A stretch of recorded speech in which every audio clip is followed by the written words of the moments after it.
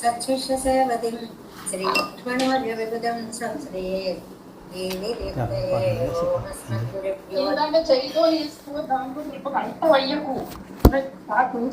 सजनानमागणं सर्वान्तरं श्रीषड्गोपवाङ्मयं सहस्रशाखोपनिषत्समागमं नमाम्यहं द्राविडवेदसागरं திருவள்ளினோடென்னும் தன்குருவரென்னும் அறிவினியவன் பொருளென்றும் கருமறைகள் அந்தாதி செய்தானடியணையே எப்பொழுதும் சிந்தையாய் நெஞ்சே தெளிந்து மனத்தாலும் வாயாலும் மண் குருகூர் பேடும் இனத்தாரை எல்லாதிரைஞ்சேன் தனத்தாலும் ஏதும் குறைவிலேன் எந்தை சடுகோப்பன் பாதங்கள் யாம் உடைய பத்து வேந்த பெருங்கி தீரமான் சுமந்தன் வாயந்த மலர்பாதம் அழுந்துகின்றேன் ஆயந்த பெரும் சீரார் சடுகோப்பம் செந்தமிழ் வேதந்தரிக்கும் பெறாத உள்ளந்தரா வார்த்தைகள் சோலை மதலரங்கள் வன்பகள் மேலாண்டு தமிழ் மறைகள் ஆயிரமும் என்று முதல் தாய் சடுகோபன்மயம்பாள் வளர்த்த தாய் இராமானுசன் மிக்கவிரை நிலையம் மெய்யாமையர் நிலையம் தக்கனரின்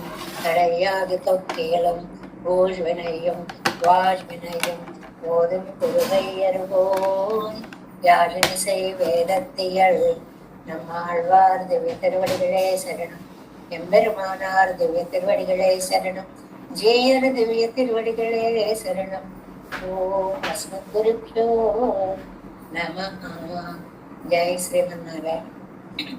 భాగవత గోష్ఠికి దాసోహాలు సమర్పిస్తూ మనం నమ్మవారు అనుగ్రహించినటువంటి తిరువాయిమలి దివ్య ప్రబంధం 6వ పదిలో 10వ దశకంలో 10వ పాసురంలో చాలా పెద్ద వ్యాఖ్యానంలో మునిగి ఉన్నాము.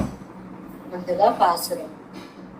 அகலகில்லேன் இறையும் என்று அலர்மேல் மங்கை உரை மார்பா நிகரில் புகழாய் உலகம் நுழையாய் என்னை ஆழ்வானே நிகரில் அமரர் முனைக்கணங்கள் விரும்பும் திருவேங்கடத்தானே புகழ் ஒன்னில்லா அடியேன் பொன்னடிக்கு అమరందే పుగుందేనే.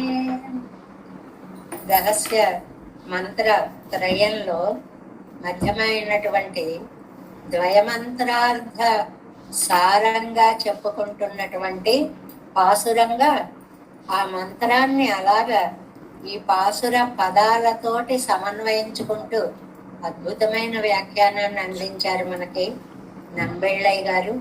దాన్ని యథాశక్తి తెలుసుకునేటువంటి ప్రయత్నం మనము చేస్తున్నాము. ఇందులో ఇవాళ మనము వ్యాఖ్యాన గ్రంథాలు 387వ పేజీ 387వ పేజీ ఫస్ట్ లైన్. பிரதமாச்சாரியருமாய் மயர்வரமதிலனன் அருளினன் என்கிறபடியே பகவத் பிரசாதலப்த ஞான வைபவரும் மகான இவர் పరిగ్రహిక్కయ్యాలే వంద ఏత్తమం ఉండు. ఎందుకండి దీనికి ఇంత గొప్పతనం వచ్చింది అని అంటే, ఒకటి ప్రథమాచార్యరుమాయి మొట్టమొదటి ఆచార్యులై అది భగవంతుడిని ఉపాయంగా స్వీకరించి ఆయన వల్ల మయర్వరం మదినలం అరుణినన్ ఎంగిరపడియే నాకు భక్తిగా మారిన జ్ఞానాన్ని ఇచ్చావు అని ఆళ్వారే చెప్పినట్లుగా భగవత్ ప్రసాద లబ్ధమాన వైభవరుమాన ఇవర్ భగవంతుడి కటాక్షం చేత పొందిన జ్ఞాన సంపద కలిగిన ఈ నమ్మాళ్వారు. ఇవి వ్యాఖ్యానాల్లో తరచుగా ప్రయోగింపబడే వాక్యాలు. ఏమిటి అంటే, నమ్మాళ్వార్లు అనన్య గతికులు, పెరుమాళ్లనే వారి పాదాలనే ఆశ్రయిస్తున్నానని శరణాగతి చేశారు. వారికి అంత జ్ఞానం ఎలా వచ్చింది? పెరుమాళ్ల కటాక్షం చేత కర్మ జ్ఞానాలు రెండు కూడా క్రమ పరిణతిని పొంది భక్తిగా మారిపోయినటువంటి మహానుభావులు వారు. వీరు గ్రహించారు అంటే దీనికి ఒక భగవానుడే ఉపాయం ఉపేయం అని నమ్మాళ్వార్లు గ్రహించారు అంటే దీనికి ఒక యాత్తమం ఉండు, ఒక గొప్పతనం ఉంది. నమ్మాళ్వారు అన్నట్టు వాళ్ళు చెప్పారు అంటే మనకి ఏదైనా సరే ప్రమాణం, ప్రమాత అని 2 పదాలు ఉన్నాయండి. ఎవరు చెప్పారండి? ఇదిగో ఈ వేదం చెప్పింది, ఇది ప్రమాణం. ఎవరు చెప్పారండి? ఇదిగో ఈ నమ్మాళ్ళవార్లు చెప్పారు, వారి మాటలు. ఇలా చెప్పిన వారిని బట్టి, చెప్పబడిన విషయాన్ని బట్టి, విషయానికి ఎప్పుడూ కూడా గొప్పతనం అనేటువంటిది వస్తూ ఉంటుంది. ఈ ఉపాయం తన్னை పరిగ్రహిత్తు பிரயோஜனாந்தரத்தை கொள்வாரும் சாதனாந்தரத்தை பரிகிரகித்து இவனையே ప్రయోజనமாக పత్తువారుమా ఇరుప్పர்கள் పురం உள்ளார்.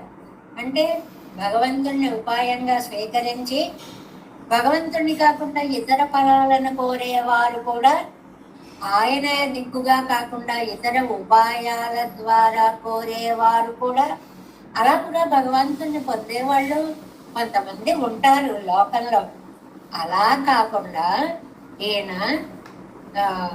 ఈ ఉపాయం తన్னை పరిగ్రహిత్తు ప్రయోజనాంతరத்தை கொள்வாரும் சாதனாந்தரத்தை பரிகிரகித்து இவனையே பிரயோஜனமாக பத்துவாரும் இருப்பர்கள் புறம்பாருள்ளார். అంగనండ్రికే వాళ్ళలా కాకుండా ఇవనయ్యే ప్రాప్యం ప్రాపకమాగ, పెరుమాళ్ళే ప్రాప్యం, పెరుమాళ్ళే ప్రాపకం. ఈ పాసుర సారాంశమే ఇది కదండి. ఆయనే తీసుకువెళ్ళేవాడు, ఆయనే తన పాదాల మీద దగ్గర చేర్చుకునేవాడు అనేటువంటి అర్యవసిద్ధిరిత్తిర ఏత్తమం ఉండు ఈ వరకు. అలాంటి శరణాగతి నమ్మాళ్ళవారు చెప్పినటువంటి అద్భుతమైనటువంటి ఈ శరణాగతి. പ്രാപ്യം ഇവനെയാകിൽ പ്രാപകാന്തരങ്ങളെ పరిగెత్తాల్ వరం కుత్తం ఎన్నెన్నెల్. ఏమండి, ఏ దారిలో వెళితే ఏంటండి, వెళ్ళేది అక్కడికే కదా. ప్రాప్యం అవనే, ఆయనే కోరుకుంటున్నాం. ఇంకా ప్రాపకం వేరే అయితే వచ్చే నష్టం ఏమిటండి అంటే, అవై సాధ్యముమాయి, ఫలవుమాయి, దుశ్శకముమాయి, స్వరూపత్తకు అననురూపమాయిరుకం. ఇతర సాధనాలని మనం స్వీకరించడంలో 3-4 దోషాలు చెప్తున్నారు చూడండి. ఒక్కటి, నెంబర్ 1, ఈ ఉపాయం ఇవనయ్యే ప్రాప్యముమా, ప్రాప్యం ఇవనేయాగిల్ ప్రాపకాంతరంగళై పరిగ్రహిత్తాల్. ఆయన దగ్గరికే వెళ్ళేటప్పుడు ఇతర మార్గాలకుండా వెళితే ఏమండి, అవై సాధ్యముమాయి. నెంబర్ 1, వాటిని మనం సాధించుకోవాలి. ఇది ఉపాయంగా చేసుకుందామా, ఇలా వెడదామా అని మన ప్రయత్నం ఉంటుంది అందులో. నెంబర్ 1. రెండవది, ఫలవుమాయి. అనేక మార్గాలు కనిపిస్తాయి. అటెళ్ళాలా అంటే మార్గం ఉందనుకోండి, అందులో చెడిపోతుండాయి డైరెక్ట్గా. 4 వచ్చేటప్పటికి అయ్యో ఎటెళ్ళాలో తెలియదే అని మనకి ఒక సందేహం బయలుదేరుతుంది. ఫలవుమాయ్, దుశ్శకముమాయ్. పైగా దారులన్నీ కష్టసాధ్యాలుగా ఉంటాయి. హాయిగా నల్లరిమి బండిలా వెళ్ళదు, ఎంతో కష్టపడాల్సి ఉంటుంది. స్వరూపత్తుకు అననురూపముమాయ్. ఇది చాలా ముఖ్యమైనది. స్వరూపం అంటే మనం ఆయనకే చెందినటువంటి వాళ్ళమని శేషత్వ జ్ఞానం. ఇక్కడ ఆ జ్ఞానము లేనివై ఉంటాయి. ఏమో నేను స్వతంత్రునేమో, ఇలా చేయొచ్చు కదా, అలా చేయొచ్చు కదా అని మన నిర్ణయాలు మనం తీసుకునేలాగా భ్రమలు కలిగిస్తాయి. ఇన్ని ఉన్నాయండి. ఇది చిన్న వాక్యమే కానీ మంచి అర్థం ఉన్న వాక్యం. ఎందువల్ల అని అంటే, ఆయన చూపించిన మార్గంలోనే ఎందుకు వెళ్ళాలండి? సమాధానాలు. ఒకటి, అవి సాధ్యం. నువ్వు కష్టపడి రోడ్డు వేసుకోవాలి. వేసి ఉన్న రోడ్డు మీద వెళ్ళిపోవడం తేలిక. నువ్వు అడవిలా ఉన్నదాన్ని మార్గం చేసుకోగలవా? అందువల్ల నువ్వు కష్టపడాలి. నెంబర్ 1. ఫలవుమాయి. 4-5 రకాలు కనిపిస్తున్నాయి, ఎటెళ్లాలో తెలియదు. అది ఒకటి. రెండో కష్టం. దుశ్శకముమాయి అంటే అంత తేలికేం కాదు ఆ మార్గాన్ని ఎంచుకోవడము అనేటువంటిది. 4వది స్వరూపత్తుకు అననురూపమమాయిరుక్కుం. మన స్వరూపానికి తగినది కాదు. అంటే వారు చెప్పినట్లు చెయ్యాలే తప్ప నేను ఇలా చేస్తాను అనకూడదు. రామాయణంలో మనకి లక్ష్మణుడితో రాముడు అన్నప్పుడు చెప్తాడు కదండి, ఆ లక్ష్మణ, ఇక్కడ నీళ్ళు ఎక్కడ బాగుంటాయో, నీడ ఎక్కడ బాగుంటుందో చూసి పర్ణశాలని కట్టేయి అంటాడు. అంటే అప్పుడు లక్ష్మణుడు ఏమంటాడండి, అరవానస్మి కాకుచ్చ, తండ్రి నేను నువ్వు చెప్తే చేసేవాడిని, స్వతంత్రుణ్ణి కాదు. స్వయం రుచిరే దేశే క్రీతాం ఇది మంగద. ఇదిగో ఈ ప్లేస్లో బాగుంటుంది, చెయ్యి అని చెప్పు, నీ ఆజ్ఞ నేను చేసేస్తాను. సెలక్షన్ భారం నామి పెట్టను. ఇది సరిగ్గా మన జీవితాలకు అన్వయం.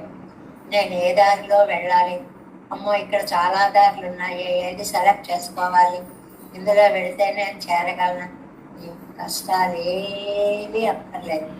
భగవంతుడే దిక్కు, భగవంతుడే తీసుకువెళతాడు. ప్రాప్యం ప్రాపకం రెండు ఆయనే. ఇప్పుడే ఇరుక్కుం సాధనాంతరంగల్ పలా. అబ్బో ఎన్నో ఉన్నాయండి. అసలు అన్ని ఉన్నాయండి, అన్ని మార్గాలు ఉన్నాయా మాకు తెలియదే. అవి అన్ని ఏమండి, అవి ఏమిటండి అన్ని మార్గాలు? నెక్స్ట్ పేజీ ఫస్ట్ లైన్, 388వ పేజీ ఫస్ట్ లైన్. అవి అన్ని ఆ మార్గాలన్నీ ఏమిటండి అంటే ఎంత చక్కగా ప్రతిరోజు అనిపిస్తుందండి. ఎంత క్లారిటీ ఇస్తారో వ్యాఖ్యానంలో. చాలా మార్గాలు ఉన్నాయి అంటే ఏవో మార్గాలు ఉన్నాయి అని ముందుకు వెళ్ళిపోతామేమో అని. ఏవో మార్గాలు ఉండడం కాదు, మీకు నేను విడిగా చెప్తాను, ఉండండి. ఆ మార్గాలు ఏమిటంటే కర్మయోగ, జ్ఞానయోగ, భక్తి యోగంగల్. ఇదిగో 3 ఉన్నాయి. భగవద్గీత సారాంశం అంతా 1-2 వాక్యాల్లో ఇచ్చేశారండి. కర్మయోగం, జ్ఞానయోగం, భక్తి యోగం. ఇంక ఈ 3టిని చక్కగా వర్ణిస్తారండి. ఆ వర్ణించే ముందు మనం మామూలుగా అర్థం చెప్పేసుకుని అప్పుడు ఆ లైన్లు చెప్పుకుంటే చాలా తేలిగ్గా అర్థమవుతుంది. ఎలాగా అంటే కర్మయోగం అంటే ఏమిటండి, మనం ఇలా చెయ్యాలి, ఇలా చేయాలి, ఈ కర్మ చేయాలి కానీ మనకి తెలుస్తుందా? భగవద్గీతలో ఏమంటాడండి, కిం కర్మ కిం అకర్మేతి కవయోపి అత్ర మోదితా. కొన్నిట్లలో ఇలా చేయమని ఉంటుంది, కొన్నిట్లలో అలా చేయమని ఉంటుంది. ఏది చెయ్యాలో మనకి ఆ డిసైడింగ్ ఫ్యాక్టర్ ఏదో మనకి తెలియదు, అంత జ్ఞానం మనకి లేదు. కాబట్టి ఆ యాథాత్మ జ్ఞానం కలగాలి ఒకటి. అంతేకాదు తన వర్ణాశ్రమానికి తగినటువంటి ధర్మాలన్నీ చెయ్యాలి. ఇప్పుడు అదో పెద్ద సబ్జెక్టు. మన వర్ణానికి మన ఆశ్రమంకి మనం ఏమేమి చెయ్యాలి అది మళ్ళీ వేరే తెలుసుకోవాలి. అంతకంటే కష్టం కర్తని నేను అనుకోకూడదు. అదేంటండి, నేను చేస్తున్నాను అనుకోకుండా ఎలాగండి? అది ఎంత కష్టం అండి. అంటే ఇప్పుడు నేను చెప్తున్నా, నేను చెప్తున్నా, ఇది అహంకారం. భగవంతుడు నా చేత చెప్పిస్తున్నాడు అంటే ఆ భారాన్ని భగవత్ పాదార విందములయందు సమర్పిస్తుంది. కాబట్టి కర్తృత్వం అనేది ఉండకూడదు. తర్వాత ఫలంతో ఉండకూడదు. ఇది చాలా బాగుందండి. ఓ పని చేసినప్పుడు ఈ ఫలం వస్తుందని కదా మనం చేస్తాం. అంటే అలా కాదు, నియతం కురు కర్మత్వం. నీకు విధించిన కర్మను నువ్వు చెయ్యి, ఫలాన్ని ఏమి ఇవ్వాలో మనకి అస్తమానం భగవద్గీతలో ఈ శ్లోకాలన్నీ కూడా వేస్తూ ఉండేవారు. మహాభారత్ అని వచ్చేది చూడండి టీవీలో, ఈ శ్లోకాలు భగవద్గీత శ్లోకాలు చాలా చక్కగా వినపడుతూ ఉండేవి అన్నమాట. అలా భగవదారాధన చేస్తే పాపాలన్నీ నశిస్తాయి. ఇది కర్మ మార్గం. అదే చెప్తున్నారు చూడండి, కర్మయోగమావదు. నెంబర్ 1 అది. కర్మయోగం అంటే ఆత్మ యాథాత్మ్య జ్ఞానపూర్వకమాగా అసలు ఈ ఆత్మస్వరూపం, దీని సహజ స్థితి ఏమిటో తెలుసుకోవాలి. స్వవర్ణాశ్రమ ఉచితమాయే. మన వర్ణాలకి జాతులకి ఏ ధర్మాలు చేయాలో అవి చేస్తున్నామా లేదా చూడాలి. ఒక్కళ్ళని చేయట్లేదండి. బ్రాహ్మణ, క్షత్రియ, వైశ్య, శూద్ర కులాలకి తాము విధించినటువంటి ఆశ్రమ ధర్మాలని టాప్ టు బాటం ఎవరు ఏది చేయట్లేదు. అందరూ అన్నీ చేసేస్తున్నారు. తమది తామే చెయ్యడం లేదు. అందుకని స్వవర్ణ ఆశ్రమ ఉచితం. తనకి ఏది తగినదో అది చెయ్యాలి. విహితమాన కర్మత్తై ఫలాభిసంధి రహితమాభవం. పని చెయ్యాలి గాని ఫలాన్ని ఆశించకూడదు. ఎంత కఠినమైన పరీక్ష అండి ఇది. అరే, ఏ పని చేసినా మనం ప్రయోజనం కోరకుండా చెయ్యమే. అసలు ప్రయోజనాన్ని గురించి ఆలోచించక చేసుకుంటూనే పో. ఎక్కడ చేసుకుంటామండి బాబు, ఏమొస్తుందో ఫలం తెలియకుండా. ఎంత చాలా కఠినమైనటువంటి కత్తి మీద సాము అంటారనమాట. నేను కర్తృత్వ త్యాగత్తయ్యం. నేను చేస్తున్నాను అనుకోకూడదు. మరి బాగుంది, చేసేది నేనే కదా. నేను చేస్తున్నాను అనుకోకుండా ఎలాగండి. సంగత్యాగత్తయ్యం పండి, సంగత్యాగం కూడా చేసేయాలి. దాంతో నాకున్న సంబంధాన్ని కూడా పక్కకు పెట్టేయాలి. ఇది భగవంతుడు మనకి విధించిన పని కాబట్టి నేను చేస్తున్నాను. ఎంత కష్టమండి ఈ కర్మానుష్ఠానము అనేటువంటిది. తేలిగ్గా కర్మత్యాగము అని ఒక మాట చెప్పేశారు. ఎన్ని జీవితంలో 99 పాళ్ళు అన్నీ భగవంతుడి మీదే పెట్టాలి అని అర్థం. ఎంత కష్టం అండి ఇది. భగవత్ సమారాధన బుద్ధ్యాపన్నవే. ఆ చేసేది కూడా ఎలా చేయాలి? భగవంతుడికి ఆరాధన చేస్తున్నాను అనేటువంటి భావముతో చేయాలి. ఇప్పుడు నేను రూపాయి ఎవరికైనా ఇస్తున్నాను అంటే నాకేముంటుందండి? నేను ఇస్తున్నట్టు లోకానికి తెలియాలి. వీలుంటే వీడియో వాళ్ళు, కెమెరామెన్ అందరూ రావాలి. నేను పట్టుకున్న రూపాయి బిళ్ళని అందరూ చూసి ఫోటోలు తీయాలి. ఆహా, ఇవన్నీ ఇచ్చారండి అని పేపర్ల వాళ్ళు. ఇవన్నీ కోరికదండి. ఈ చిన్న త్యాగం, ఈ చిన్న దానము అన్నీ వదిలేయమంటారు ఏమిటి? అంత కష్టమండి ఇది. విరోధి అన్న పాపం చయిత్. మీరు అలా చేస్తే మీకు విరోధి అయిన పాపం పోతుంది. మనస్సు నిర్మలమాయి. ఇదండి జీవిత ధ్యేయం. మన మనస్సుకి తెలియని ఒక శాంతి కలుగుతుంది. ఈ లక్షణాలు పాటిస్తే మానసిక శాంతి లభిస్తుంది. స్వరూప ప్రకాశముండాయ్ భగవజ్ఞాన ప్రేమంగళ్ పిరందు. అలా చేస్తే భగవంతుడి యందు జ్ఞానము, ప్రేమ నీలో కలుగుతాయి. ఇంతకుముందు లేకపోయినా ఈ సాధన చేత నీలో కలుగుతాయి. அது பரபக்தி பரஜான பரமபக்தியாய் పేరుతోడే సందిప్పిక్కుం. అవి 3 రకాలుగా మారుతాయిటండి. మన మనస్సులో మారే భావాలకి 3 మెట్లని చెప్పారు. పరభక్తి, పరజ్ఞాన, పరమాభక్తి. దానికి యామునార్యుల వంటి వారందరూ చక్కటి నిర్వచనాలు ఇచ్చారు. దర్శనం పరభక్తి శ్యామ. చూడాలనుకోవడం, చూడగలగడం అది పరభక్తి అంటారు. పరజ్ఞానంతో సంగమ. నువ్వు లేనిదే నేను ఉండలేను తండ్రి, పరజ్ఞానం. పునః విశ్లేష భీరుత్వం పరమా భక్తి రుచ్యతే.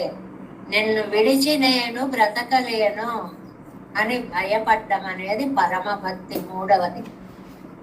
ఇప్పుడు ఈ పాసురంలో అగలగిల్లేన్, విడిచి ఉండలేను, కలిసి ఉన్నప్పుడు కూడా భయపడే లక్షణం రావాలన్నమాట. అలాంటి భావాలు మనకు వస్తాయి. ఇది కర్మయోగం అంటారు. చాలా చక్కగా స్పష్టమైన నిర్వచనాలు ఇచ్చారండి. అంటే ఒకటి, మనం పని చెయ్యాలి కానీ నేను చేస్తున్నాను అనుకోకూడదు. ఈ ఫలం కోసం చేస్తున్నాను అని అనుకోకూడదు. ఇది భగవద్ ఆరాధన అనే భావంతో చేయాలి. అప్పుడు ఆత్మస్వరూపం నీకు తెలుస్తుంది. తెలిసిన తరువాత మనస్సు నిర్మలంగా స్పష్టంగా మారుతుంది. భగవంతుని గురించినటువంటి జ్ఞానము, పరభక్తి, పరజ్ఞానాలు, పరమ భక్తులు అనేవి కలుగుతాయి. కాబట్టి నీకు వచ్చే ఫలితం ఎలాగో వచ్చేస్తుంది, నువ్వు చూసుకోక్కర్లేదు. కానీ నువ్వు దాని మీద దృష్టి పెట్టకూడదు. చాలా కష్టమండి. మన మనస్సుతో చేసే పని మీద మనస్సు సంబంధం తీసేయి అంటే ఎంత కష్టమండి. అది సాధన సాధన సాధన వల్ల కానీ వచ్చేటువంటిది కాదు. ఒకటి. రెండు, జ్ఞానయోగమానదు. కర్మ అయిందండి. ఇంకా జ్ఞానం అంటే ఏమిటండి? ఇది మరీ కష్టమండి. ఇంద్రియాలను ఫస్ట్ నియమించుకోవాలి. మనకి కష్టమైనదే అది. ఏ ఇంద్రియాన్ని కంట్రోల్ చేయలేమండి. పైగా మనకి ఒక బలహీనత ఉంది. వద్దు అంటే తప్పకుండా చేయాలండి. ఇదిగో నా చేయి చేసి చూడకండి అంటామనుకోండి, ఏముందో చేతిలో అని తప్పకుండా చూడము. ఈ కంటి దృష్టి అటు పడిపోతుంది. మీరు ఏదైనా వినండి, కానీ ఇది మాత్రం వినకండి. ఖచ్చితంగా ట్యూన్ చేసి అది వినబుద్ధి అవుతుంది. ఇలా అన్ని ఇంద్రియాలకి తినకండి తినకండి నిర్ణయం రాదండి. ఒకటి నోట్లో వేసుకుంటే ఏమవుతుందిలే అలాగేస్తుంది అన్నమాట మనస్సు. అంతే, వేసేసుకుంటాం, అనుభవిస్తూ ఉంటాం. ఇలాగ ఇంద్రియాలని జయంలో పెట్టుకొని ఆత్మస్వరూపాన్ని తను ధ్యానిస్తే ఆత్మకి లోపల ఉన్న పరమాత్మ దర్శనం ఇస్తాడు. ఇది మాటలతో అయ్యేటువంటి పని కాదు. అప్పుడు పరభక్తి, పరజ్ఞాన, పరమ భక్తుల వరకు ప్రేమ పెరుగుతుంది. ఇవన్నీ ఉన్నాయని తెలుసుకోవడం, దీనికి జ్ఞానము అని పేరు. అదే చెప్తున్నారు. జ్ఞానయోగమావదు ఇంద్రియங்களை నియమిత్తుకొండు. ఫస్ట్ కంట్రోల్ ఇంద్రియాలు. నీ ఇంద్రియాలని, వీటన్నిటికీ హెడ్ ఉన్నాడు చూడండి, మనస్సుగాడు. అది అసలు విందండి బాబు. ఇప్పుడు పాఠం వింటూనే ఉంటాం. 10ంటికి చేయాల్సిన పనులన్నీ లిస్టు కళ్ళ ముందు కనపడుతూ ఉంటుంది.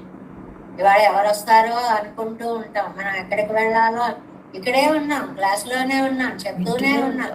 కానీ మనసు దేశాలన్నీ పరుగులు పెట్టేస్తూ ఉంటుంది. ఇంద్రియங்களே నియమిత్తుకొండు స్వరూపத்தை విషయమాకి భగవజ్ఞానం పిరందు తద్విషయ ప్రేమం పిరందు. భగవంతుడి యందు, ఆయన జ్ఞానం యందు ఒక రుచి కలిగి మేలు పరభక్తి, పరజ్ఞాన, పరమభక్తి కళంగం పిరందు. ఆ మూడు కూడా వచ్చి అంటే ఆయన్ని చూడాలని, ఆయన గురించి తెలుసుకోవాలని, ఆయన్ని విడిచి ఉండలేననే ప్రేమ పొంగి పేత్తోడే సెందిప్పిక్కుం అంగనన్రికే ఈ కర్మజ్ఞానంగళ ఇరణ్యం భగవద్ విషయత్తిలేయాకి. ఇలా కాకుండా ఈ కర్మని, జ్ఞానాన్ని భగవంతుడి విషయం వైపు డైవర్ట్ చేస్తే మన్మనాభవ మద్భక్తో మధ్యాది மாநமஸ்குரு என்கிறபடியே பரபக்தி பரஜான பரமபக்திகளாய் பேத்தோடே தலை கட்டும் அது భక్తి యోగమావదు. అది జ్ఞానయోగం తెలుసుకోవడం అనేది అంతవరకు చెప్పారు. ఆ తర్వాత భక్తి యోగం అనేటువంటిది ఏమంటారు?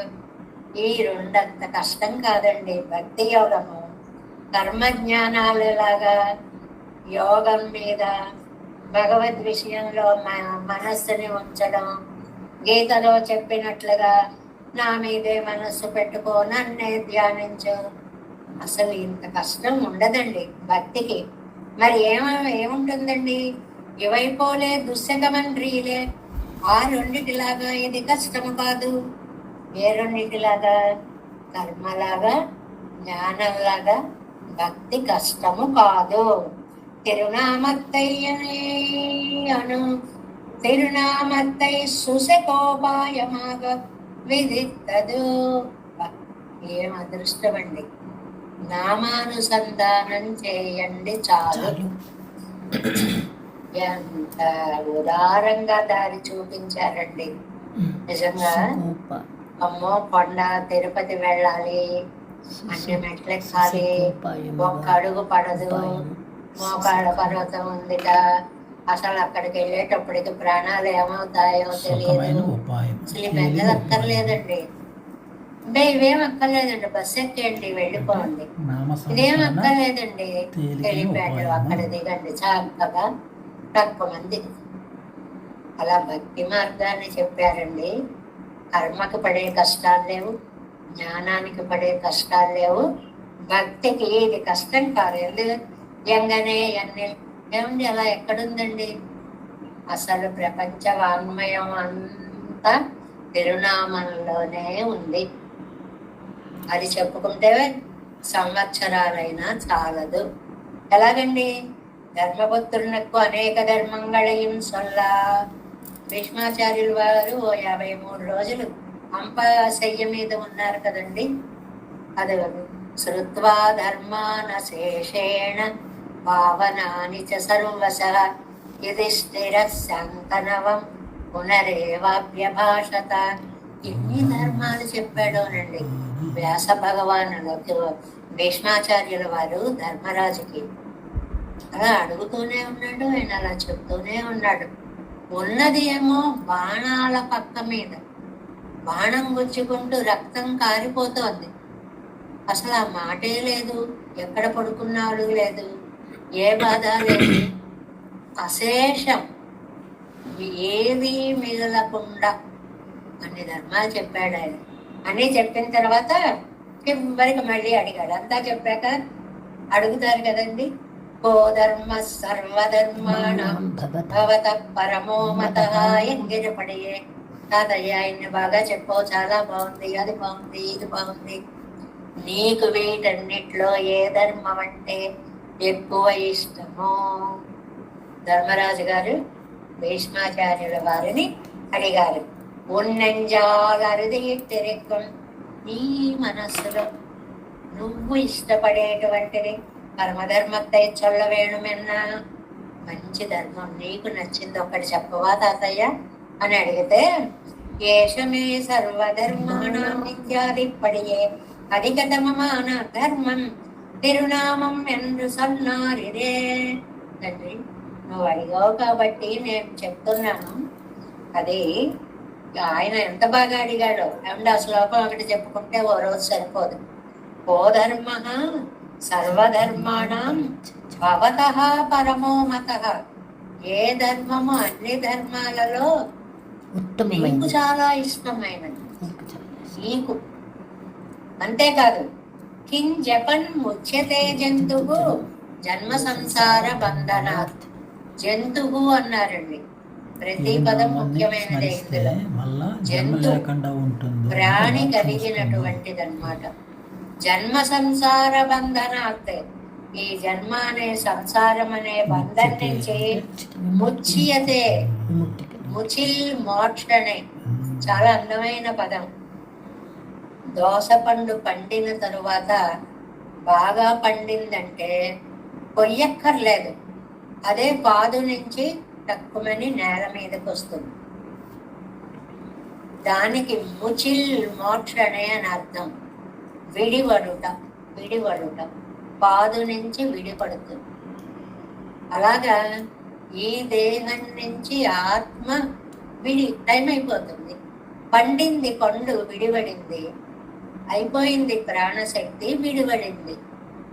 అలా విడిపడినటువంటిది మోక్షానికి వెళ్ళాలంటే తాతయ్య నీ ఉద్దేశంలో ఏది గొప్ప మార్గము అని అంటే, తిరునామ సాధనాంగమన్రో స్వయం సాధనము ఎన్నిల్. అది చాలా చక్కగా అడిగారు అనమాట. ఏంటంటే ఇది నాకు చాలా, తిరునామానుసంధానము నాకు చాలా ఇష్టమైనటువంటిది, దాని గనక పొందిస్తుంది అని అన్నారు. ఎందుకంటే అది స్వయం సాధనమా? తిరునామాన్ని సాధనానికి ఉపకరించే దానిలా చేసుకోవాలా, అదే సాధనం అనుకోవాలా? చిన్న చిన్న పాయింట్ అక్కడ అడిగారు, ఒక సందేహం. అదే సాధనమా, సాధనానికి అంగమా? తాళం తీయాలనుకోండి, తాళం చెవి తీసుకుంటే అది సాధనం అవుతుంది. ఆ తాళం చెవు పోయినప్పుడు మనం ఏం చేస్తాం, మేకులు అవి ఇవి పిన్నీసులు ఇవన్నీ అందులో పెట్టేసి తిప్పేస్తూ ఉంటాం. అంటే దాని ప్లేసులో ఇది ఉపయోగపడేది, సాధన అంగము అన్నమాట. జన్మ సంసార బంధనాత్ ముచ్యతేయన్ను నెక్స్ట్ పేజీ ఫస్ట్ లైన్.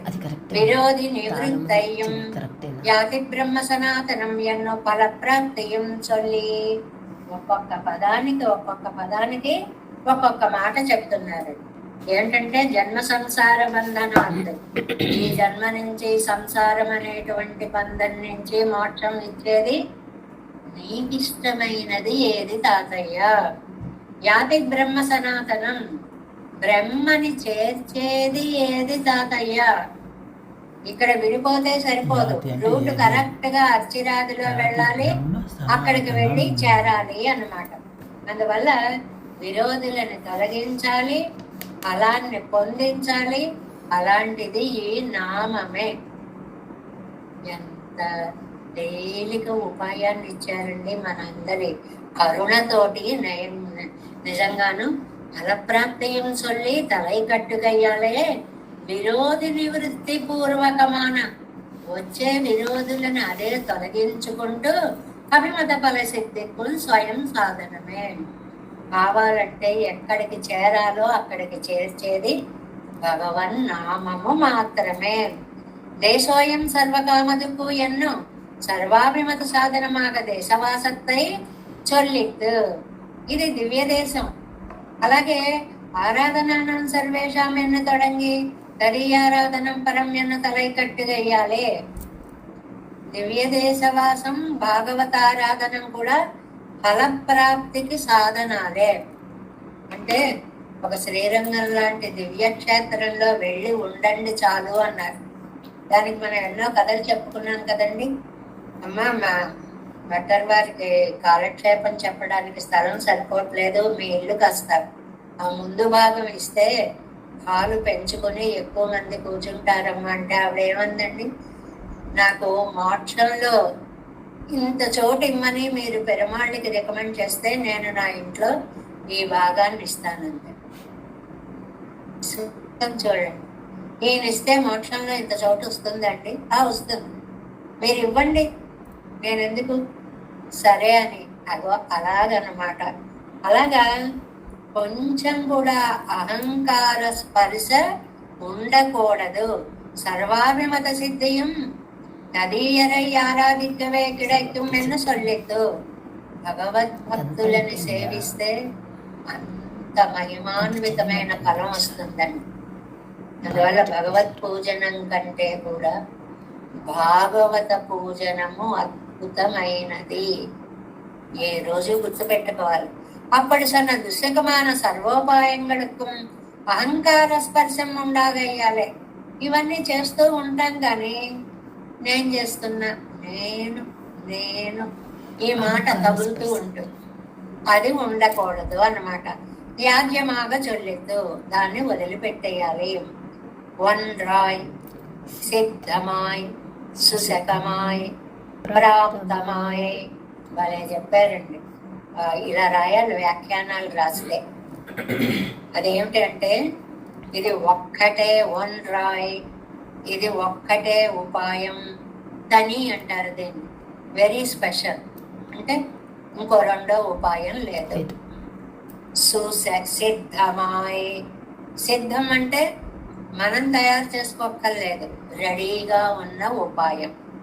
సుశకమాయ్, చాలా ఈజీ చేసుకోవడం కూడా. ప్రాప్తమాయ్, అది మనకి ప్రాప్తాన్ని కలిగించేది. ఇంత గొప్ప ఉంది భగవన్నామ సంకీర్తనం, భగవంతుణ్ణి చేరుస్తుంది అంటాను. చాలా రహస్యం ఇది. అందుకనే పెద్దలందరూ కూడా ఒంటరిగా ఉన్నా కూడా ఆ పెరుమాళ్ళ నామాన్ని అనుసంధానం చేసుకుంటూనే ఉండేవారు. నామానుసంధానం, దానికి మనకి వ్యాఖ్యాన గ్రంథాల్లో ఏం చెప్పారండి? ఆ హనుమంతుణ్ణి సముద్రం దాటించిన వాడు రాముడా, రామనామమా? కృష్ణుడు వస్త్రాలిచ్చి ద్రౌపదిని రక్షించినది కృష్ణుడు వచ్చి ఇచ్చాడా, గోవింద అని పిలిచిన నామమా? కాబట్టి నామమే అన్ని పనులు చేసేస్తుంది. దానికి వన్ రాయ్ వెరీ స్పెషల్ అయ్యి అదొక్కటే అయ్యి సిద్ధమాయి రెడీగా సంసిద్ధంగా ఉండి, సుశకమాయి ఈజీగా ఉండి, ప్రాప్తమాయి మధ్యలో వదిలిపెట్టదు, అక్కడ దాకా చేర్చేదై ఉండి, తన కవ్వరుగొన్నికే తస్మాన్యాసమేషాం తపసాం అతిరిక్తమాహు என்கிற ప్రపదనத்தை சொல்லுகிறது இப்பாட்டில். కాబట్టి ఈ ప్రపత్తి సర్వ ఉపాయ శ్రేష్టము. దీనిని ప్రపత్తి అంటారు, న్యాసము అంటారు, భరన్యాసము అంటారు. అంటే మన బరువుని తీసుకెళ్ళి వాళ్ళ మీద పెట్టేయడం. అది ఎలా కుదురుతుందండి? అలా పెట్టగలమా అండి? పెడతాం. చూడండి, మీ అబ్బాయి మిమ్మల్ని అమెరికా తీసుకెళ్తున్నాడు, మీరు ఏమన్నా టెన్షన్ ఫీల్ అవుతారా? వాడు కారు ఎక్కమంటే ఎక్కుతారు, దిగమంటే దిగుతారు, విమానం ఎక్కమంటే ఎక్కుతారు, దిగమంటే. అసలు ఇంత బాధ్యత ఉందా మీది? ఎందుకు లేదు? భారం అంతా కొడుకు మీద పెట్టారు, వాడు చూసుకుంటాడు. లౌకికమైన వాటికే ఇంత శక్తి ఉంటే సంసారం నుంచి ధరింపచేసేటువంటి భగవంతుణ్ణి నమ్ముకుంటే ఆయన మోక్షాన్ని ఇవ్వడంలో ఆశ్చర్యం విశేషం ఏముంది అని చెప్పి ఈ పాసురంలో ప్రపదనత్తై, ఇది ఏమండి మనం చెప్పుకుంటున్నామా, వేదాల్లో ఉందా? తస్మాన్యాసం ఏషాం తపసామతిరిక్తమాహు. అది తైత్తరీయంలో ఉండేటువంటి వేద వాక్యం, ఉపనిషత్తు వాక్యం. సరదాగా చెప్తూ ఉంటారన్నమాట. అమ్మాయి పుట్టింది అంటేనండి, ఎందుకు ఆడపిల్ల అన్నారు అంటే, ఆడపిల్ల మన ఇంట్లో ఉండేది కాదు, అక్కడికి పోతుంది కాబట్టి, అంటే అత్తారింటికి వెళ్ళిపోయే పిల్ల కాబట్టి ఆడ. అంటే కాళిదాస్ చాలా అందంగా చెప్తాడు. శకుంతలని అత్తవారింటికి పంపించేటప్పుడు, నిన్ను న్యాసం అంటాము, కొన్నాళ్ళు మా దగ్గర ఉంచారంతే, తర్వాత వాళ్ళ సొమ్ముని వాళ్ళు తీసుకెళ్ళిపోతున్నారు. చాలా బాగుంటాయి ఆ శ్లోకాలు అవన్నీ. సరే, ఇంతకీ ఆ ప్రపదనాన్ని గురించి, న్యాసాన్ని, అలాగే ఈ ఆత్మ ఉందే, కొన్నాళ్ళు నీ కర్మానుభవం కోసం ఈ దేహంలోకి వెళ్ళు, ఇక్కడ వచ్చింది, అయిపోగానే దీని నుంచి ముచ్చిల్ మోక్షనే విడిపడుతుంది, ఎక్కడికి చేరాలో అక్కడికి చేరుతుంది. ఈ 9 పాఠాలు శరణ్యం స్వరూపత్తయ్యం అధికారి స్వరూపత్తయ్యం సొల్లి. ఇంతకు ముందు ఉండేటువంటి 9 పాసురాల ద్వారా కూడా వ్యాఖ్యానంలో ఏమని చెప్పారు? ఒకటే, శరణ్యం స్వరూపత్తయ్యం, రక్షకుడైన పెరుమాళ్ల స్వరూపాన్ని, అధికారి స్వరూపత్తయ్యం, వేడుకోవలసిన మనకి ఉండేటువంటి స్వరూపాన్ని చెప్పి శరణాగతి ప్రకారத்தை சொல்லுகிறது இப்பாட்டில். సరే, నువ్వున్నావు, ఆయన ఉన్నాడు, వెళ్ళి అడిగే పద్ధతి ఒకటి ఉంది. ఎవరి దగ్గరికైనా వెళ్ళి ఏమండి నేర్చుకోవాలనుకుంటున్నాను చెప్తారా అనకూడదండి. అవతల వాళ్ళని కొట్టినట్లుగా, నాకు మీ దగ్గర నేర్చుకోవాలనుంది, మీకు చెప్పే అవకాశం ఉందా, నాకంత అదృష్టం ఉందా అన్నంత వినయ భావంగా అడగాలి. సామెతలు ఉన్నాయి చూడండి. ఒకడు వెళ్ళి అడుగుతున్నాడు, వాడికి ఏదో పెట్టబోతోంది ఆవిడ, ఆ చేతితో నాకు కూడా పాడే. ఇది అడగడమేనండి. ఆ చేతితో పాడేయడం ఏమిటి అంటే చాలా నీట్గా అడగడం అన్నమాట. అలా అడగకూడదు. ఎలా అడగాలి, ప్రపత్తి అనేది ఎలా చేయాలి, అందుకే అండి ఇంత వ్యాఖ్యానం పెరిగిపోయింది ఈ పాసురంకి. ప్రపత్తి యొక్క వైభవాన్ని అంతటినీ చెప్తున్నారు ఈ పాటిల్, ఈ పాసురంలో. శరణ్యం స్వరూపమావదు. ఏమండి పెరుమాళ్ళని గురించి 1 to 9 చెప్పారంటున్నారు. అంత గొప్పవాడండి ఆయన. నిరతిశయ భోగ్యమాయ్, ఆయన భోగ్యత ఎంత ఉందో మనం లెక్క కట్టలేము. మనం కాదు. విశేషం ఏమిటంటే ఆయన గొప్పతనం ఆయనకు కూడా తెలియదండి. ఇది మరీ వినడానికి ఇదిగా ఉందండి. ఆయన గొప్పతనం ఆయన ఎందుకు తెలియదు అంటే, ఒక లౌకికంగానే డబ్బున్న వాళ్ళని చూడండి, మీకు ఎక్కడెక్కడ ఏమున్నాయండి ఆస్తులు? ఏవో చాలా ఉన్నాయండి, ఎక్కడెక్కడ ఉన్నాయో చూసి చెప్పాలి, నాకు కూడా తెలియదు అనేవాళ్ళు ఉన్నారండి డబ్బులు. అలాంటి వాళ్ళు ఈ కాస్త డబ్బుకి, ఈ కాస్త లోకానికే ఇంత మెడిసిపాటు ఉంటే, పెరుమాళ్ళు అంత వైభవం కలిగినటువంటి ఆయనకి ఎక్కడెక్కడ ఏమున్నాయో, ఇంకా తక్కువ జ్ఞానం, తక్కువ జ్ఞాపక శక్తి ఉందనుకోండి, ఉన్న ఒక్కటి కూడా ఎక్కడ ఉందో తెలియని వాళ్ళు కూడా ఉంటారు. ఎక్కడో ఉండాలండి, ఎక్కడో ఉండాలని దాని చుట్టూనే వెతుక్కుంటూ, అలాంటి గొప్ప జ్ఞానవంతులు కూడా ఉంటారనుకోండి, అది వేరు విషయం. ఇక్కడ పెరుమాళ్ళకి ఆయనకి ఎంత శక్తి ఉందో ఆయనకు కూడా తెలియదు. వబుద్ధ విషయమమాయి, పైగా సహజ సంబంధం. ఏమిటి సహజ సంబంధం? 1, 2 కాదు. అష్టాక్షరి మహామంత్ర వ్యాఖ్యానంలో చెప్పినట్టు 9 సంబంధాలు. పితాచ రక్షక శేషి ఏవో ఉన్నాయి కదండి, 9. అలాగే విరోధి నివర్తకమమాయి, మన చుట్టూ ఉండే విరోధుల్ని అవే పోగొడతాయి. తండ్రి కొడుకుని తీసుకెళ్తున్నప్పుడు కొడుకు జాగ్రత్తగా ఉండడానికి రక్షణ తండ్రే తీసుకుంటాడు, కొడుకు ఏమో ఆలోచించుకోక్కర్లేదు. అది సహజ సంబంధం వల్ల వస్తుంది.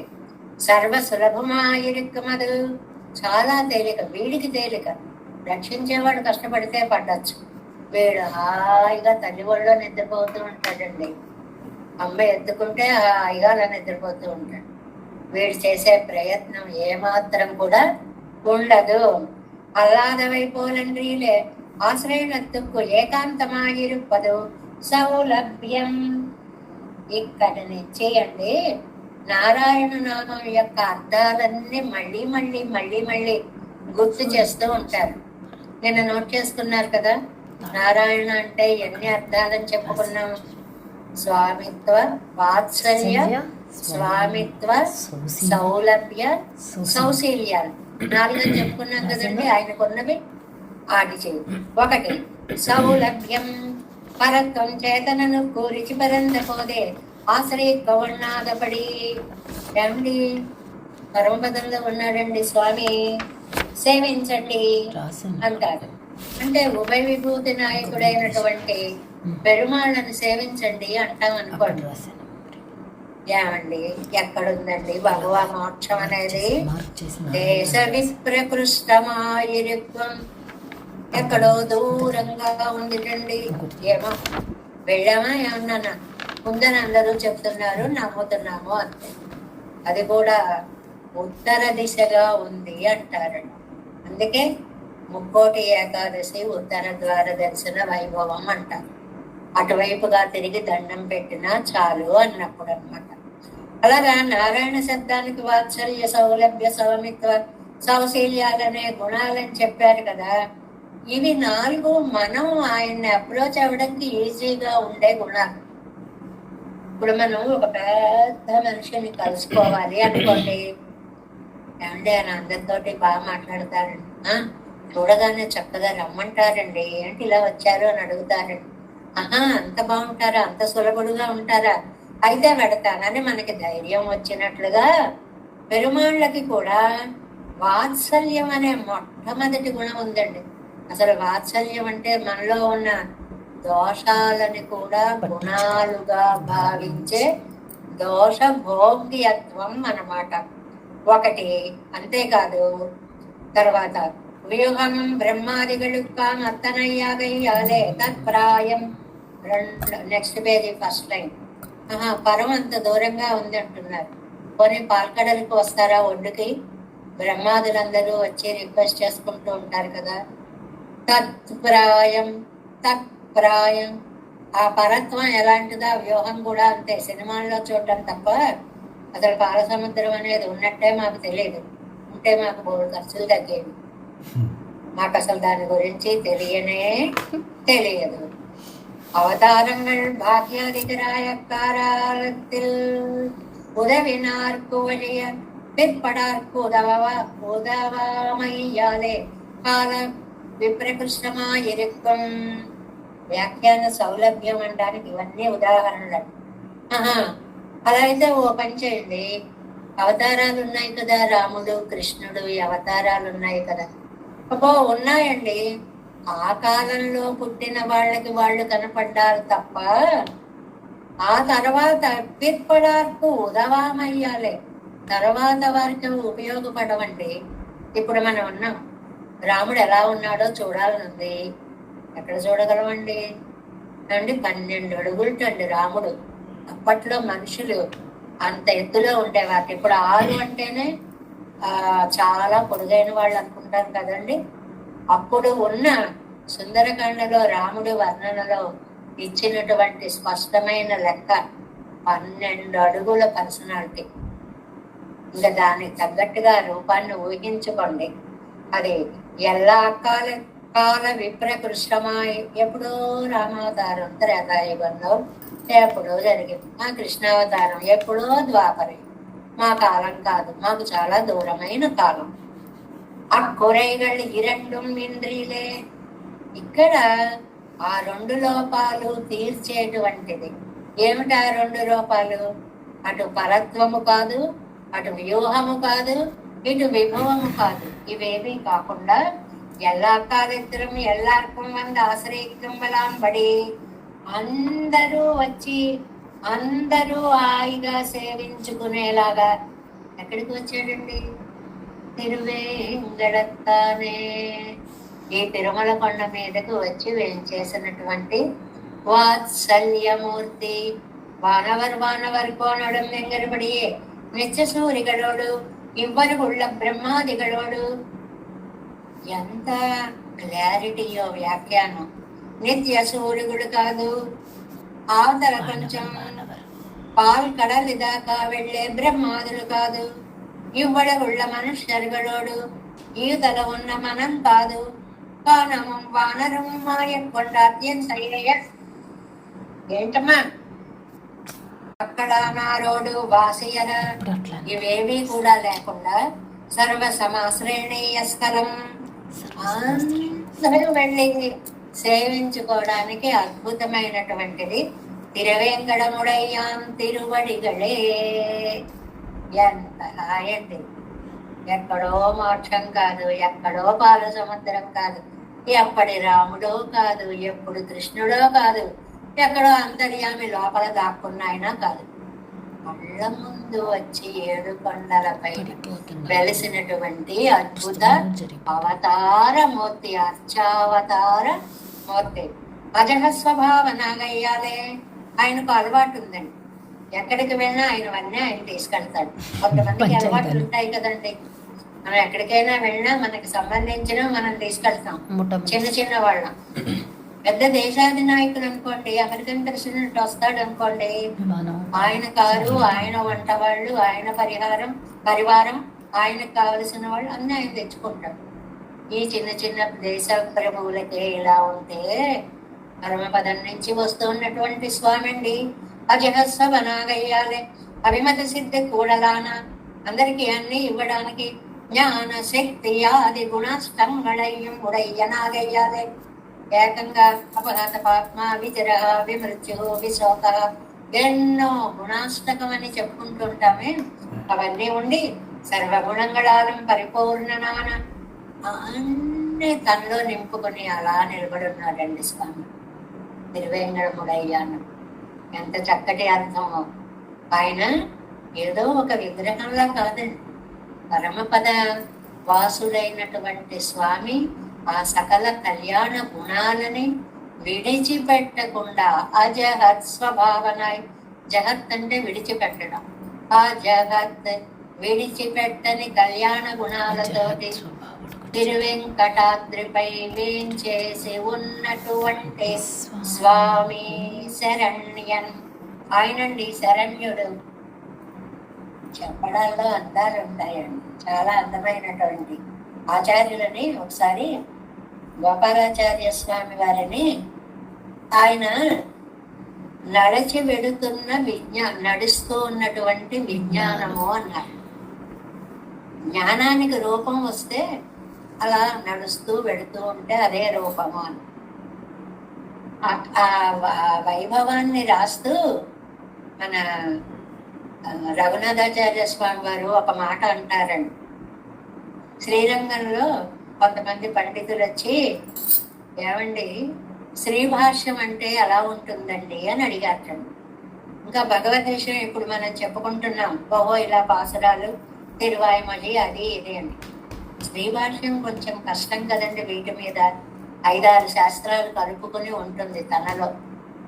ఒక వాక్యం చెప్పాలి అంటే ఏమంటే రాకపోతే వినకూడదంటే వినొచ్చు, అర్థమవుతుంది, కొంతవరకే అర్థమవుతుంది, మన శక్తికి అందేటువంటిది కాదన్నమాట. అలాగే శ్రీభాష్యం అంటే ఎలా ఉంటుంది అని అడిగారటండి. అడిగితే ఆయన అన్నారట, ఆ పండితుడు, శ్రీరంగంలో అన్నమాట ఇది, మీరు ఒక పని చేయండి, సాయంకాలం శ్రీరంగ వీధుల్లోకి రండి. ఆ వీధుల్లో ఒక సాధారణమైన పంచకట్టు కట్టుకుని, ఒక కండువాని నడుంకి బిగించుకొని, ద్వయమంత్రాన్ని అనుష్ఠానం చేస్తూ, కూరత్తాళ్వాన్ అనే రూపంలో ఒక కాంతి అడుగులు వేస్తూ నడుస్తూ వెడుతూ ఉంటుంది. ఆ కూరేసుదనే శ్రీభాష్యం అంటాం మేము.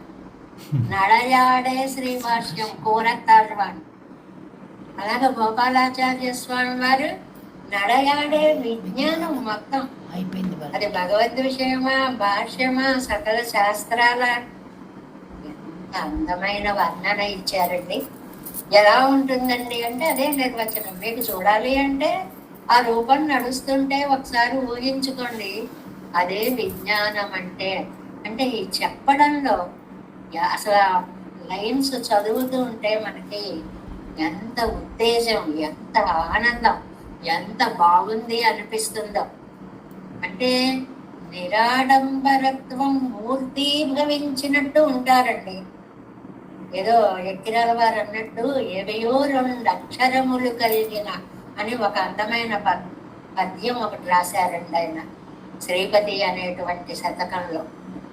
2 అక్షరాలు వస్తాయి, ఏదో చూసి అక్షరం చదువుతున్నాం, ఆహా ఇంకా మా అంతటి వాళ్ళు లేరు, మాకు ఎంత విజ్ఞానం, ఇంతమందికి చెప్తున్నామండి, అదండి ఇదండి. ఎవరైనా ఒక నెంబర్ తప్పు చెప్తే కాదండి ఇంకో నెంబర్ వేసుకోవాలండి, కలపాలంటే అది యాడ్ చేయించుకుని కీర్తి ప్రతిష్టలు, ఇంత వ్యామోహం.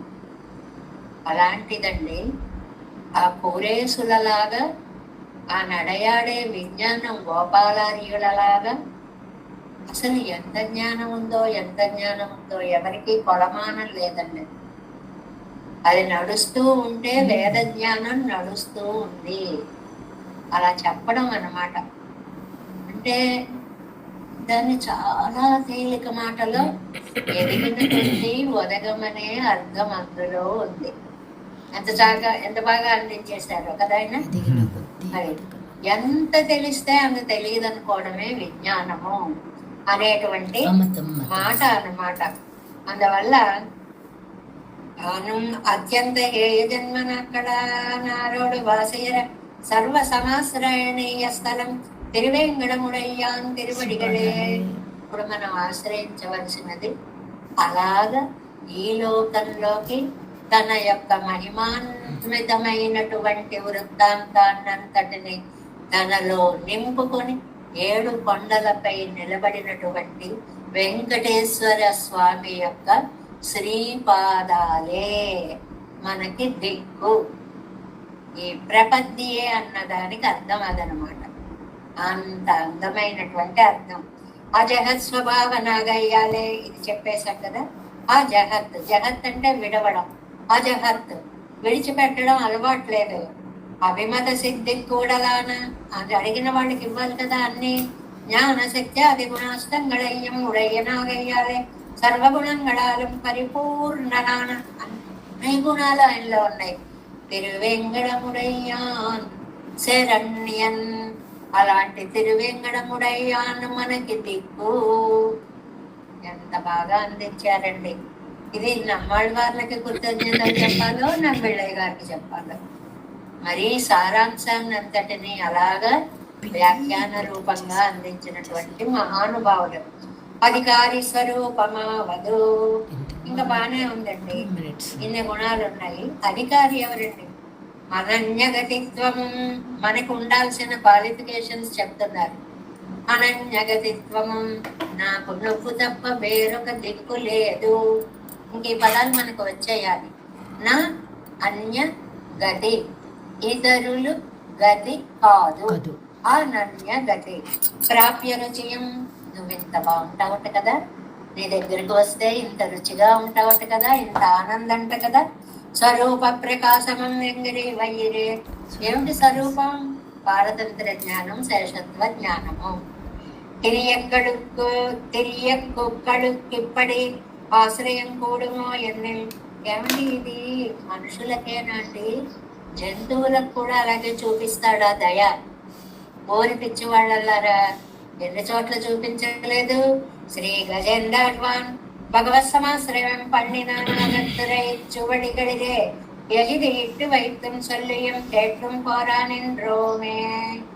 ఏమండి మనం ఇంకా నామమేనా చెప్పాలంటున్నారు. గజేంద్రుడు ఏమన్నాడండి? కుయ్యో అన్నాడు.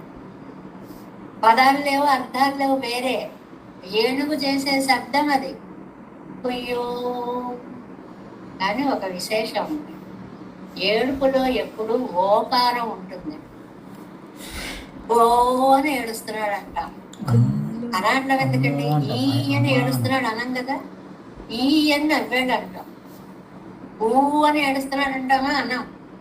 ఓయే వాడతాం. దాన్ని మనకి దూర్జటి కాళహస్తీశ్వర మహాత్మ్యం అని ఒక బుక్కులో ఒక అందమైన పద్యం రాశాడు. మనం ఎక్కడున్నవాళ్ళం అక్కడి నుంచే ప్రపత్తి చేయొచ్చు. మన దగ్గర ఏం మెటీరియల్ ఉండక్కర్లేదు. గజేంద్రుడి దగ్గర ఏముంది? తొండమెత్తి కుయ్యో అన్నాడు. ఆ ఓ అన్నాడట. ఓ అనురోదనంబు ఓంకారమనుగా. ఓ అంటే కన్సిడర్ చేసేస్తాట. ఓం అని పిలిచాడు నన్ను. ఏమి దయాగుణం అండి. కనుగవనీరు మజ్జనముగా, కళ్ళలోంచి నీళ్లు వచ్చేస్తుంటాయి. వేరే అభిషేకంకి తీర్థజనం ఎక్కడి నుంచి తేవక్కర్లేదు. బత్తేన అంజలిన తేలిగ్గా అందించారు ముకుందమ. నతేన శిరస గద్రై సర్వమగ్గమై కంఠేన స్వరగద్గదేన నయనేన ఉత్కీర్ణ. శరీరంలో ఆత్మకి పట్టిన అహంకార దోషాలన్నీ కడిగేసినటువంటి జలం కళ్ళల్లోంచి ఆనంద బాష్పంగా మారి వస్తే అది ఆయనకి మనం తిరుమంజనం చేసేటువంటి జలం కావాలి. జీవిత సారాన్నంతటిని అద్భుతంగా అందించారు. కాబట్టి మనిషా జంతువా అనేటువంటిది కాదు. ఇక్కడ సర్వచరాచర సృష్టికి కూడా ఆయనే రక్షకుడవుతాడు అనేటువంటి విషయాన్ని ఇందులో చెప్తున్నారు. పగలగిల్లే నిరైమింద్రు పలర్మేల్ మంగై ఉరైమాత్మా நிகரில் புழாய் உலகம் மோனுடையாய் என்னையாழ்வானே நிகரில் அமரர் முனிக்கணங்கள் விரும்பும் திருவேங்கடத்தானே புகழ் ஒன்றில்லாடியேன்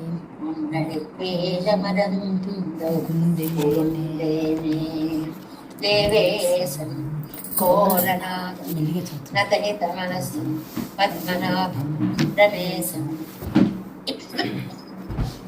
யோகாரியம் கிருஷ்ணயுக்மேன ச நிகமசிரோ யோகி பக்தாரபோஜம் गोविन्दं पूरनादेन च सह कुरुते सिन्धु सिन्धुं यतीन्द्रं मालादृद्यामुनार्यो मम हृदि निदधे रामपद्माक्षनाथ तिरुवरुण्मान् सेनमुदलि सेडगोपन् नादमुनि சேரியக்கொண்டார் மணக்கால் நம்பி சென்றாள வந்தார் குருமாலாதர துரிகை பிராட்க अम्बामितिरास गोविंद पूरे सर्वट्ट வேதாந்தமுனீர் கண்ணர்க்கம் குடையினம் பிள்ளை இவர் ஈடெழுத்தற்கே எந்த மாதவர் பற்பனாமறிவரருளாளர் திருவடி ஒன்றிய தேவ பெருமாள் கை கொண்டருளம் திருமலை ஆழ்வார் பதங்கள் முன் என் உள் சேர்ந்தன் नमस्तु देवराजाय जगद्रामनिवासिने रामानुजार्यदासस्य सुताय गुणशालिने नमः श्रीशैलनाथाय कुन्तीनगरजन्मने प्रसादलब्ध परमप्राप्य कैङ्कर्यशालिने श्रीशैलेश दयापात्रं धीमत्यादिगुणार्णवं यतीन्द्रप्रवणं वन्दे रम्य जामातरं मुनिं वाழி திருவாய்மொழிப்பிள்ளை மாதவவாழ்வாழும் மனவாழ மாமுனியன் வாலியவன் மாறும் திருவாழ்மொழி பருளை மாலினத்தோர் தேரும் வழி உரைக்கும் ஸ்ரீர் ஸ்ரீரங்க சிங்ககிரி தேசிக பாத சேவா प्राप्ताखिल द्रविड़ वेद रहस्य जातं श्री गौतमाश्रितभागदेयं शरणं प्रपद्ये कौशिकान्वय संजातं वेङ्कटार्यतनोभवं वेदान्ताचार्य सशिष्यं गुणैवर्लमहं भजे श्रीमद् वेङ्कटरङ्गार्य शिष्यं सच्चिष्य सेवदं श्री लक्ष्मणार्य विबुधं संश्रये देवी दीप्ते गुरुभ्यो नमः। जय श्री नारायण। भागवत पुस्तक